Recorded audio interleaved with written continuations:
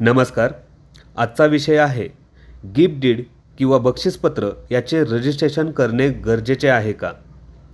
एखादी व्यक्ती स्वतःची मालमत्ता स्वखुशीने कोणताही मोबदला न घेता दुसऱ्याला देण्यासाठी गिफ्ट डीड करतात. यालाच आपण बक्षीसपत्र असे म्हणतो. बक्षीसपत्राच्या बाबतच्या ज्या तरतुदी आहेत त्या ट्रान्सफर ऑफ प्रॉपर्टी ॲक्ट 1882 मध्ये करण्यात आल्या आहेत. नोंदणी कायदा 1908 नुसार बक्षीसपत्र रजिस्टर करणे गरजेचे असते. जर बक्षीसपत्र कुटुंबात झाले असेल तर स्टॅम्प ड्युटी भरावी लागत नाही. परंतु जर का बक्षीसपत्र कुटुंबाच्या बाहेर झाले असेल तर मात्र स्टॅम्प ड्युटी भरावी लागते.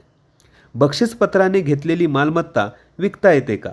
हो, ती विकू शकता, गहाण ठेवू शकता किंवा भाड्याने देऊ शकता. परंतु अशी मालमत्ता विकली तर इन्कम टॅक्स 1961 लागू होतो आणि कॅपिटल गेन भरावे लागते. धन्यवाद.